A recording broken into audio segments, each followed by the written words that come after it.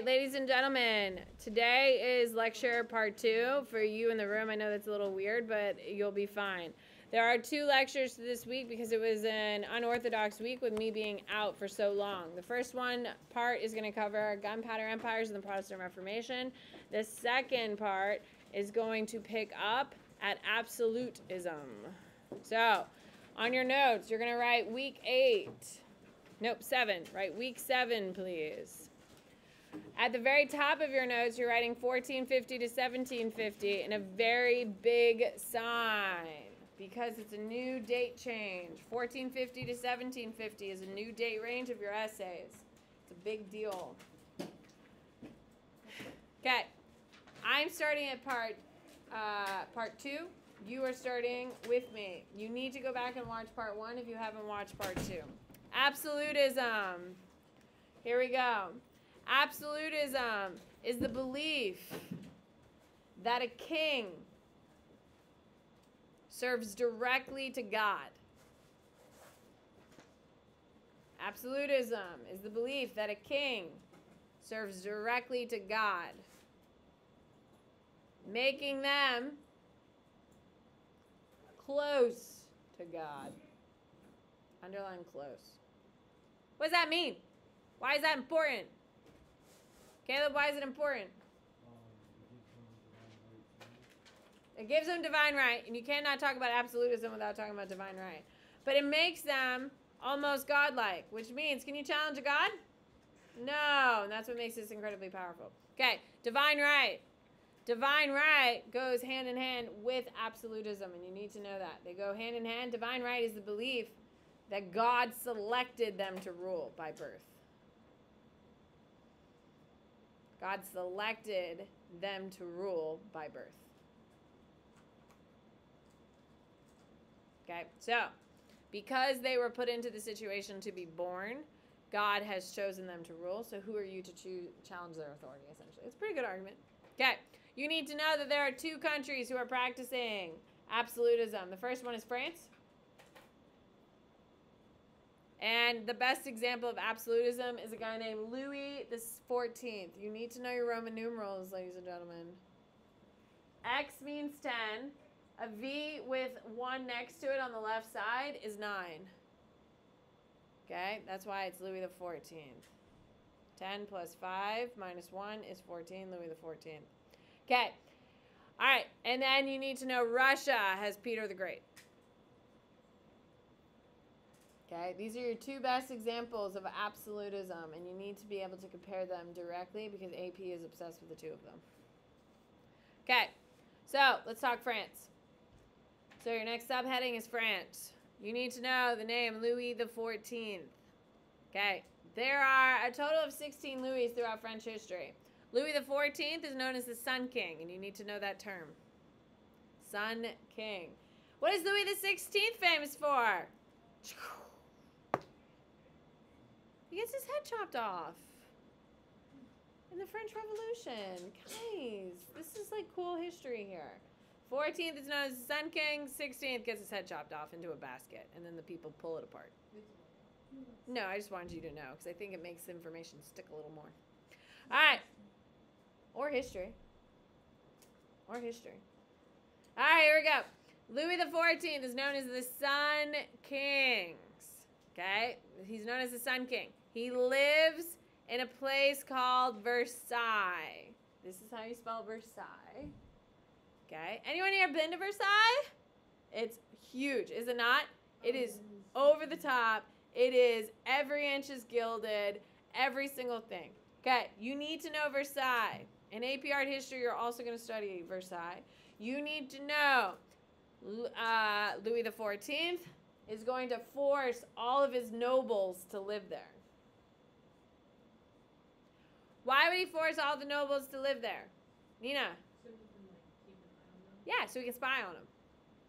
So essentially, Versailles is a gilded palace, and it really is, because it's literally gold everywhere. Okay? It's a gilded prison. All of the lords and nobles had to stay there. They had the most lavish feasts. Every single day you'd wake up and you would just start drinking and drinking into oblivion until late at the night. And then you would wake up in the middle of the afternoon and guess what you'd start doing? Drinking and partying and gambling. Why? Why would Louis the 14th set things up to be this way? That is just like one consecutive party after another. He's not an idiot. Now, I don't agree with most of the things he did, but he's not an idiot. Andre, why? They don't betray him. It's hard to hate the person who's throwing the best parties in town. Can we agree? So, Versailles was created to be a beautiful prison to keep his lords and nobles in control of the king. Everything goes through the king. The king makes every decision. So much so that his bedroom, Louis XIV's bedroom, is literally in the center of the palace as both a symbolic and a functional reason that you'd have to like walk by it. And it was like the Sun King. Everything revolves around him. If you haven't been to Versailles, you have to go. You can't go to Paris and not go to Versailles. This is what Versailles looks like. Yeah. Yeah. It is so nice that the French burn everything down except Versailles. Okay, now they use it for official buildings. There's only been one wedding allowed at Versailles post the French Revolution. Does anyone know whose wedding was there? Kim and Kanye. They didn't have their official wedding there. Their official wedding was in Italy, but they got to have a private event there, which has never been done before. And now they're divorced. So Versailles is the curse. I'm just kidding. Kanye is the curse. Oof. Here we go. All right. You need to know there are some positive things about Louis XIV. Okay? Art and literature is going to thrive underneath him. Art and literature is going to thrive. And France is the military leader of Europe. Okay. Do you think building Versailles is cost effective or very expensive? Very expensive. It's going to cause France to go bankrupt. Which is why Louis the 16th gets his head chopped off during the French Revolution. Okay? It is going to bankrupt the French state, which is going to lead to the French Revolution. Put a big star. In case you haven't noticed, now that we've finished writing week and we're like moving forward, every time I do a star, guess what it is? No, it is not writing week. What's that term that you always have to keep pulling to the future? Analysis is what it is. Every time I put a star in the notes, it's analysis. Versailles, the building of Versailles and Louis XIV's spending will eventually lead to the French Revolution. Okay, all of its justification. Every time you see a star, it's always analysis, people. Okay, Russia is your next subheading. Okay, I think the Russians are fascinating. Wild are the Russians. And even in AP Gov and AP Comparative Gov, love the Russians. Oh my God, it's so fascinating. I don't love them today. Don't go home and say Miss Bennett is a huge Putin fan. That's not what I'm saying. I find the whole thing fascinating. Here we go. Absolutism in Russia. You need to know it's going to be started by Ivan the Terrible. He looks terrible, doesn't he? Look at that man. Can you imagine bumping into that guy at night? Whew. Your soul would jump out of you. That is a daunting, scary man. Here we go. And his name's Ivan the Terrible, so whew. Here we go. Ivan the Terrible is going to start the Romanov dynasty. Roman O.V. Romanov. Oh my God, who is the most famous princess of the Romanovs? Who is it? Anastasia. Have you ever heard about Anastasia?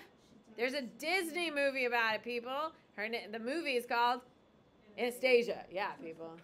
Okay? What? Empire. She gets killed. They shot her in a different room instead of the room where everyone else was killed. It's fine. She's dead. There's a rumor that she was still alive until like even present day. Every once in a while, you see like tabloids saying Anastasia's alive. She'd be the heiress to all of the wealth of Russia. So she'd be worth like $100 billion. Okay, that's why everyone's like, oh my God, I'm Anastasia. Because it would be great if you were, because you'd be so rich. Anyway, Ivan the Terrible is going to found the Romanov dynasty, who will rule Russia from 1533. Write this down. Who will run Russia from 1533 to 1917. What happens in 1917? What is it, Caleb? They do get shot. It's called the Russian Revolution, though. The Russian Revolution is what's going to end their reign. Okay? You need to know that he is going to use boyars, B-O-Y-A-R, it's up here, boyars, or nobles,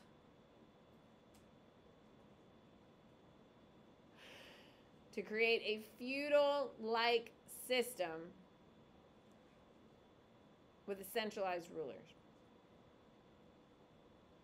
He's going to create boyars to create a feudal-like but centralized government.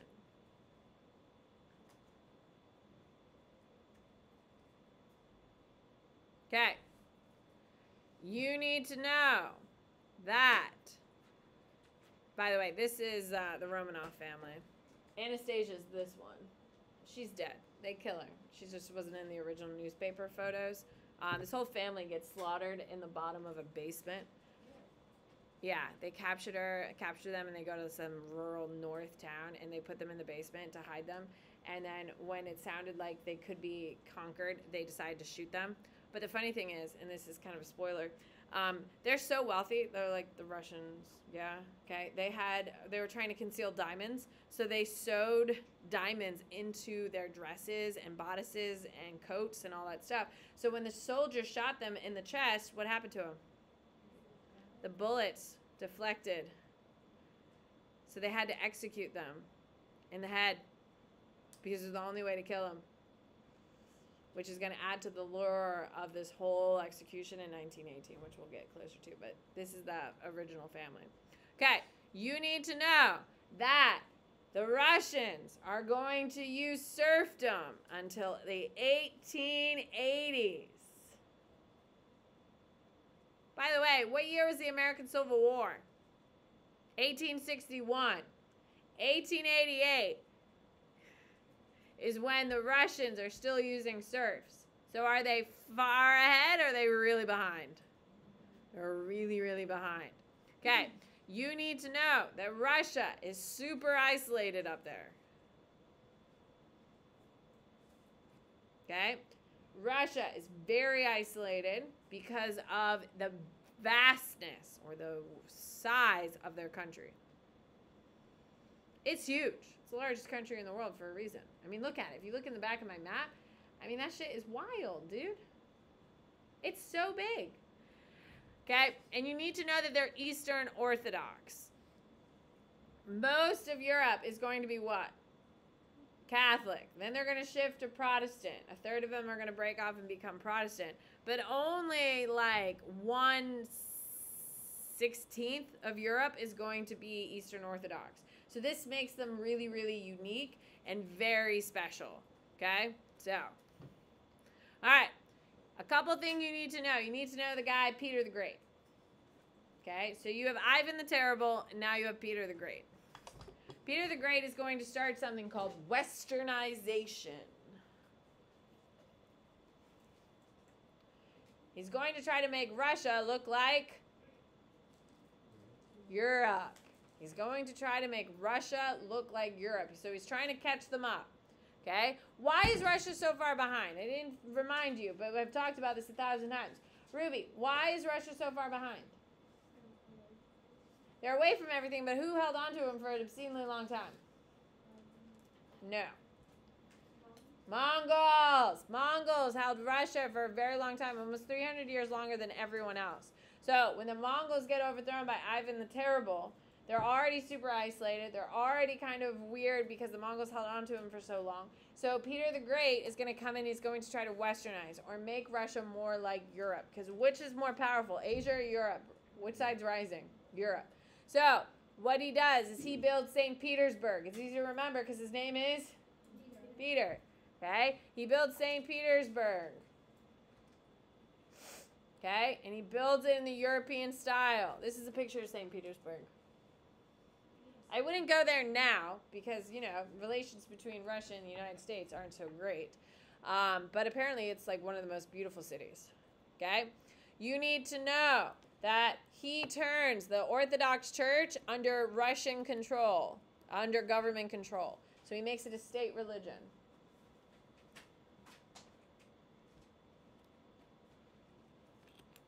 Okay? And then he is going to limit the power of the boyars or the nobles.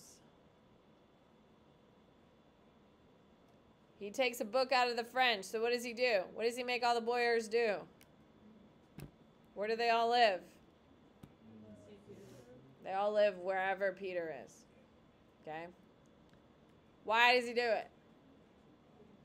Yeah, he wants to keep an eye on them. He wants to keep an eye on them. He wants to spy on them. And he gets them drunk all the time. If they're drunk and partying all the time, guess what they're not doing? Scheming and coming out against him and making his life hard. So if they're drunk all the time, they're just going to be sleeping around and falling asleep all the time. And, you know, it's easy to manage. What do you got? It's not a great system, Caleb, okay? Stop using logic and reason, and that's why the Russian state is so far behind. It's because, that's why France falls behind, right? France was surging, and then with collecting all the nobles, France is going to start falling back, which is why England is going to continue to rise while the French fall back. Okay.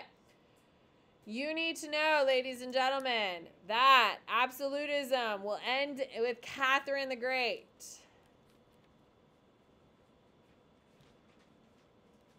She is going to expand Russia to its largest size.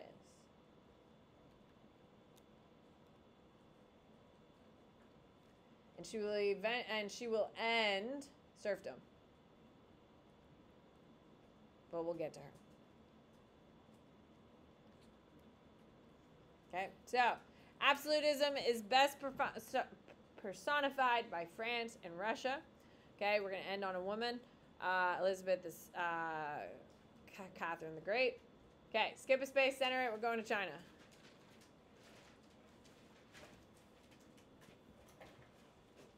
Okay. Mongols have collapsed. And what empire, what dynasty rises? Ming Dynasty. So, the Mongols have collapsed. The Ming Dynasty has now come back into power. Okay, the Mongols collapsed for two reasons. What are the two major reasons why the Mongols collapsed? What are the two major reasons, Aubrey?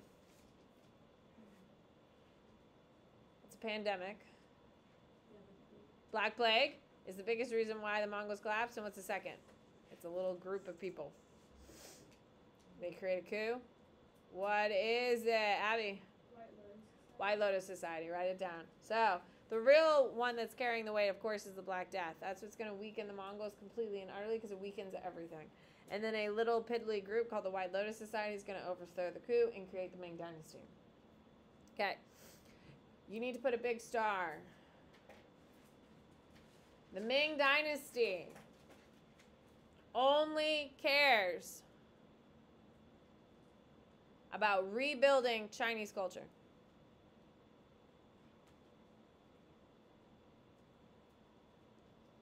Okay, that's the only thing they care about. So if they only care about culture, do they care about trade? No. Do they care about math and science? Do they care about inventions? Nope. So, is this going to propel China forward or keep them stagnant? Stagnant, write that down. China will no longer be the center of worldwide trade. China will no longer be the center of worldwide trade. Parentheses, it goes to India.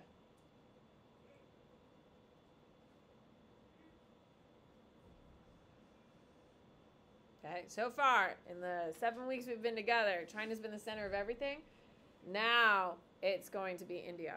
And India is going to be it for a while, and then it'll shift, obviously, to Europe's. All right, here we go. So, the Ming are bringing back, I would say, Ming are bringing back, and do like bullet points. The Ming are bringing back Confucianism. Do a bullet point. Confucianism. Civil service exam. Foot binding. Aren't we glad it's back? Yeah, they're big fans of it. They love it. Okay? They moved the capital to Beijing. If you don't know how to spell Beijing, it's up here.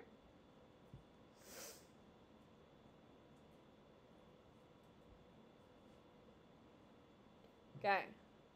Those are the big things that they bring back. New things that they do. Zhang He is one of their big things. AP loves him. Okay. Zhang He is going to sail for the Ming Dynasty.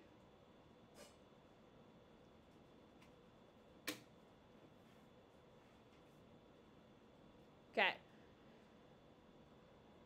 Zhang He is going to sail to show the power of the Ming Dynasty.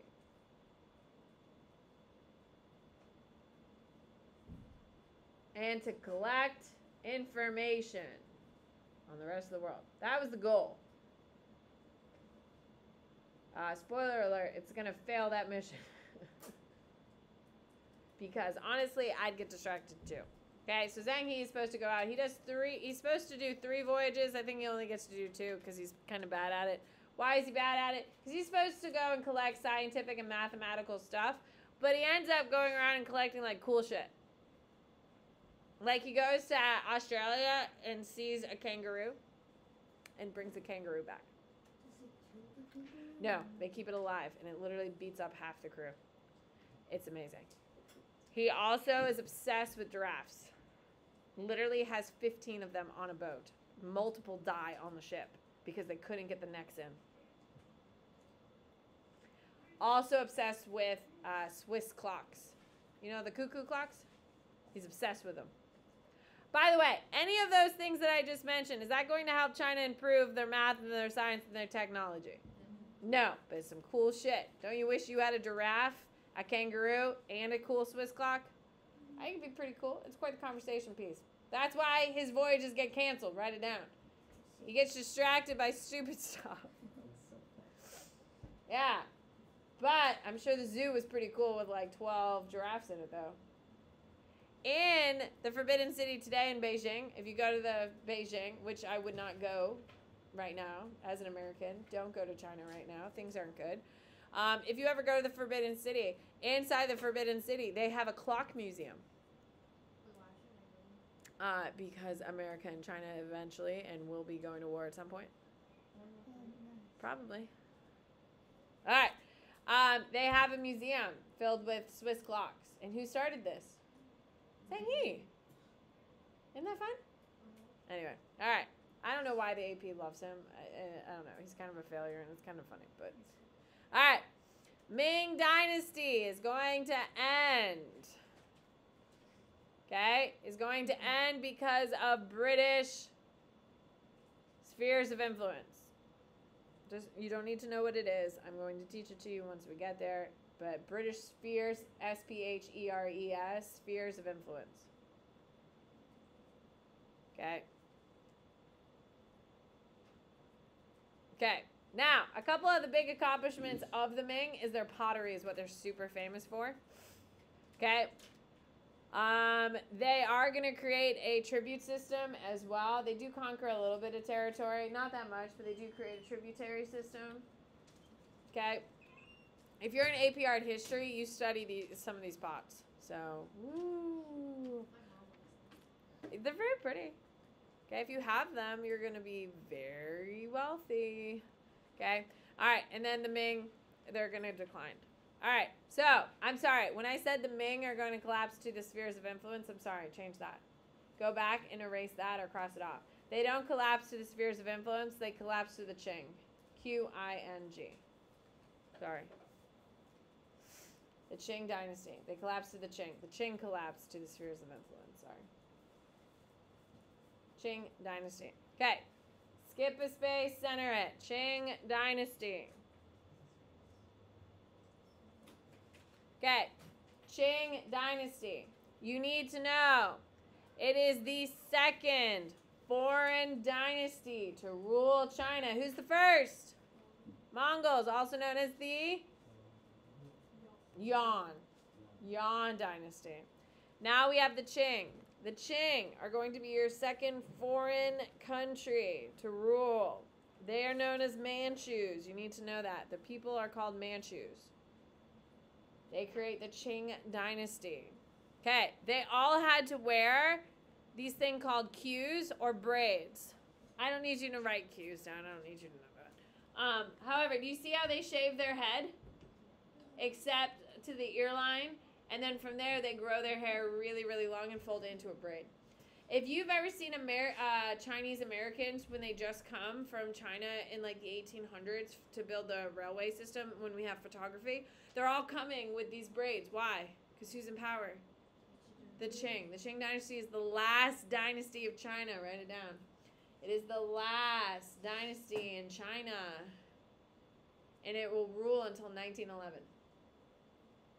Okay? So, when in the 1800s, when we had a bunch of Chinese citizens move to the United States, they are going to all have these braids. Which is why when you see photos of immigrants from China, they all have these braids. Because it was done as and you do need to write this down, it is done as a sign of devotion to the Manchu. Do you think they had a choice? No. I don't know. I think we should bring it back. What do you think, gentlemen? I think it's a good look. I don't know. DK's into it. I don't know. I think it's kind of cool. All right. So, under the Qing dynasty, you need to know you have Emperor Kangxi is the golden age. Okay? Emperor Kangxi is your golden age. Okay? He's the one who conquers Tibet and Taiwan.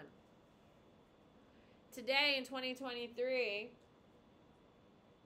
the president of China wants to get Tibet and Taiwan to go back to the Qing dynasty. Okay, so he is trying to harpen the landmass of modern-day China to the Qing dynasty, or the last empire of China. Okay, so that is why he wants these territories, because it used to belong to China under the Qing, and he wants them back. I can't think of his name right now. What is the name of the president of China? Xi Jinping. Thank you. I couldn't come up with it. All right, here we go. So, you need to know that emperor,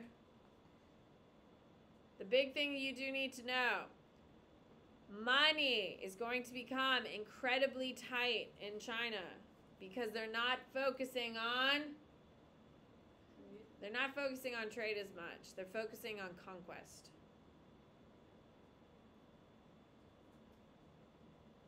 They're focusing on conquest. The Ming only care about culture. The Qing are trying to conquer territory. This will weaken them, so who conquers them? Who's going to take over? The Europeans and their spheres of influence. Okay? Okay, so it is going to eventually fall to the spheres of influence of Europeans. If you don't know what that means, it's totally fine. All right, here we go. So that's all you need to know for the Qing. Okay, skip a space, center it. Tokugawa.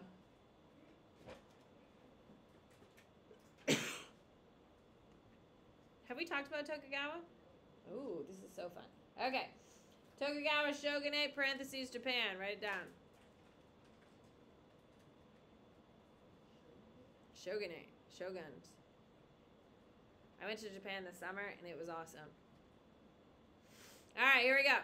Tokugawa shogunate is feudalism. Write it down. It's feudalism. It's feudalism. It's decentralized. It's decentralized. Shoguns equal nobles. Write it down. Shoguns equal nobles. Knights equal samurai. So you know how we talk about the hierarchy? Hello? Yeah. You have a king who doesn't really have that much power, but they're existing. You have an emperor.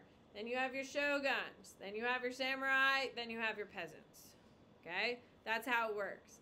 The Tokugawa shogunate is feudalism in Japan. Okay? With that being said, it is going to be known as the era of great peace. Okay? They're going to create their capital city in Edo. And what is Edo called today? Tokyo. Okay? Eventually, samurai will be less liked, or their samurai are going to be seen as a threat.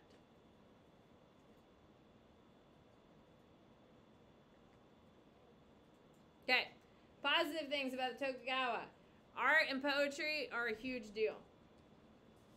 When you think about samurais and you think of the beautiful stories and the scrolls and like all the traditional Japanese culture, sushi, how do they make all their traditional customs and all the beautiful things, it's Tokugawa is what it is. All of like the romantic side of Japan, the beautiful archways, the perfect drawings, all of those things are all Tokugawa. Okay? There's also a thing called Kabuki Theater, which you should know, which we didn't get to see, which kind of sucked. Kabuki Theater is their traditional art form.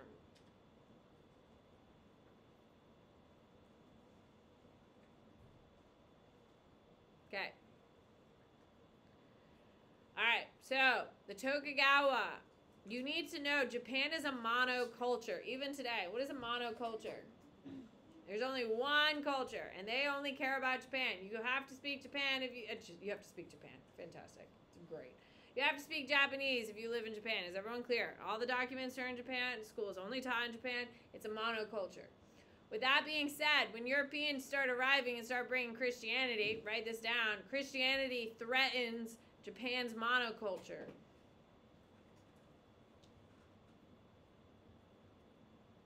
Okay? So, because of that, they're going to close their borders to foreigners.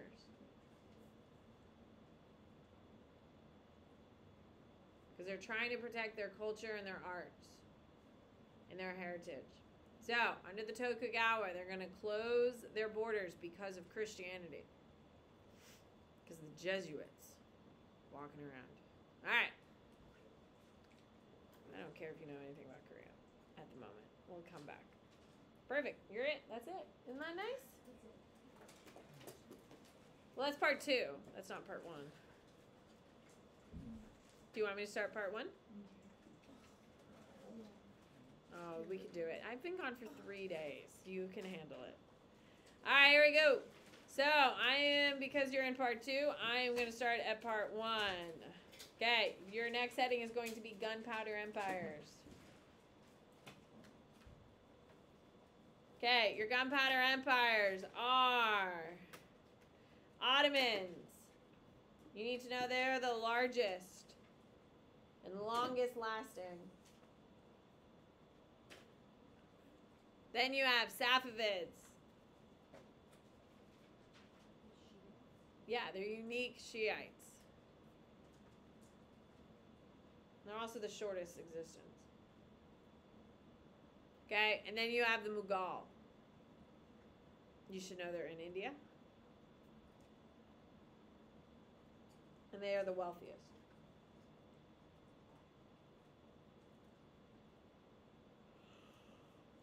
All right, so your next little subsection is going to be Ottomans. Okay, your Ottomans, ladies and gentlemen, AP absolutely loves them. You should know that they exist from 1453 to 1918. Holy shit, that's a long time. Can we agree? Yeah. That's a long time. Keep in mind, we haven't even been around for 250 years here in the United States. And they were around from 1453 to 1918. Okay, with that being said, it's going to start with the siege of Constantinople. 1453. Okay, what do you think makes this battle super important? It's called the Gunpowder Empires. Gunpowder. They don't just use it, it's everything. Okay? You need to know that they're going to win the city because of cannon fired. Everyone kind of had a cannon, but they have like 10,000 cannons. So who wins? The 10,000 cannons, yes? So, you need to know that after the siege of Constantinople, they rename it Istanbul. What is it called today? Istanbul. Okay, so you need to know that in 1453, the Ottomans are going to do the siege of Constantinople. They're going to bombard the city with so much cannon fire. It becomes a turning point. You don't need to write this down. There are some battles throughout history that literally change how wars fought for the rest of life. Okay? Siege of Constantinople. After this battle, every single country is trying to build what? Cannons. Okay? Here in the United States, there are two major battles that will change how warfare is fought. The first one is the introduction of the Gatling gun. The Gatling gun is like a hand crank machine gun. After that was showed how successful it was at killing people, what did every country in the world try to build? Gatling gun. The second thing was the ironclads. We had two iron ships in the Civil War fight each other. Neither won, by the way. They both kind of just like crashed into each other, and that was it. But what did every country in the world begin building? Ironclads, or iron-based ships, which will change the way war is going to be fought for the history of everyone else. Okay? Now, you need to know the Golden Age is under a guy named Suleiman. Okay? Suleiman is going to conquer all the way to Austria. Austria. How white are the people in Austria? Really, really white. So how far into Europe did they get? Very, very far. Muslim and Muslim empire pushed all the way in to Austria. Isn't that fascinatingly shocking? Now he's only going to hold it for about 20 years, but it's pretty fascinating. Anyway. All right. There are some terms you just got to know. Here we go. Devisphere. Put it in a box. As you saw from writing week, there are some terms that can be used multiple ways, yes? And they keep coming up in the essays like it's just perfect examples. Devisphere is one of them. Devisphere is a tax on Christian boys that are required to do military service. Why do you think they force Christian boys to fight in the military? Will, why?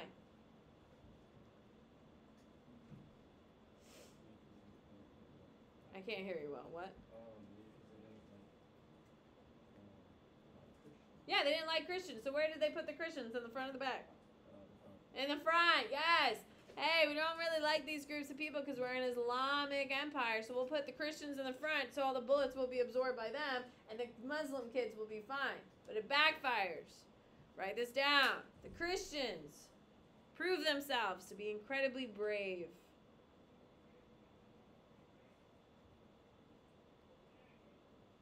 And will eventually improve the status of all Christians throughout the empire. Okay, so Devisphere was a tax on Christian boys have to go serve. They end up doing an amazing job. They become super highly respected, and they earn a title called Janissaries. Janissaries are Christian boys who fight under Devisphere and become known as the elite force. They're like samurais in Tokugawa shogunate. That's how highly respected they are. If I told you I was a samurai, you'd be like, damn. I'm absolutely not, by the way. If you had any doubts, let me clarify. I am not a samurai. But Janissaries, you should also put a box around Janissaries. Janissaries is a great piece of evidence. Okay. Devisphere is the system, Janissaries are the soldiers, and it's Christian. It was supposed to be a punishment, but they end up doing such a great job, they end up getting to keep it. Okay. You need to know the term millet system. Put a box around it. It's another great piece of evidence. By the way, in case you haven't figured it out, AP loves the Ottomans. Okay, the millet system is because the Ottomans were so diverse. Because the Ottomans were so diverse, each religion got its own court. Each religion got its own court. So if you're a Christian, you go to a Christian court. If you're a Jew, you go to a... Yeah, and if you're a Muslim, you go to the Muslim court. Okay? Now, put a star. This was done to support diversity. It will later cause its collapse. It was done to support the diversity, but eventually it will cause the collapse. When it collapsed in 1918, it's because it's too diverse. Like, there's so many groups of people, all that stuff, and they've become created in their own social groups. Okay. You need to know that the Ottomans are Sunni Muslims.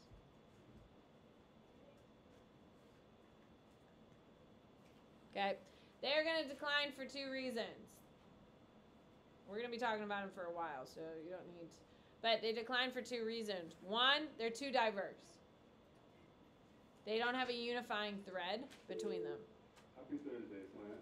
Tonight, we take on Robinson and Swimming. Okay, it's too diverse, and B, they reject industrialization. They reject industrialization. What is industrialization? What is it, Ellie? Yeah, you're right. What is it? Yeah, it's machine-made goods. They think it's a fad. How does that go for them? Yeah, no, it's not a fad. All right. I would write Safavid as your next heading. And that's where I'm going to stop. Look, guys. See? So you need to watch my other video to get the rest of your Safavid and your Protestant. But then we get to where we are. Not too bad, right? How fun.